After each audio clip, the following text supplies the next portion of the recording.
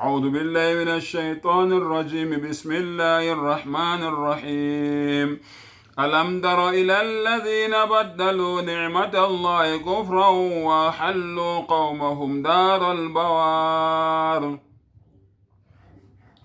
جهنم يصلونها وبئس القرار وجعلوا لله أندادا ليضلوا عن سبيله قل تمتعوا فإن مصيركم إلى النار قل لعبادي الذين آمنوا يقيموا الصلاة وينفقوا مما رزقناهم سرا وعلانية من قبل أن يأتي يوم لا بيع فيه ولا خلال.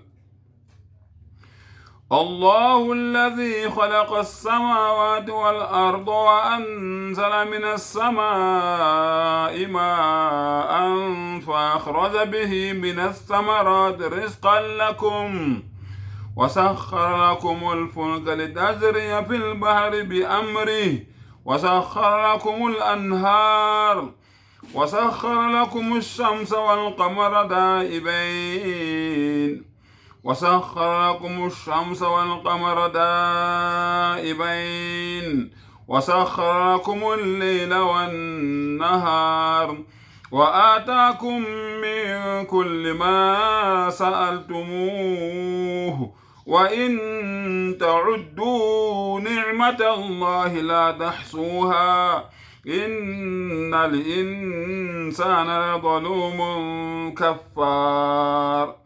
وإذ قال إبراهيم رب اجعل هذا البلد آمنا واجنبني وبني أن نعبد الأصنام رب إنهن أضللن كثيرا من الناس فمن تبعني فإنه مني ومن عصاني فإنك غفور رحيم.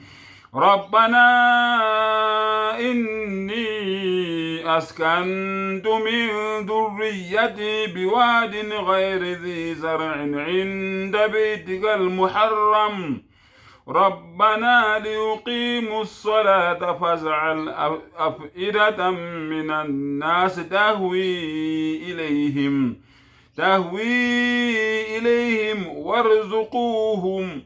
وارزقهم من الثمرات لعلهم يشكرون.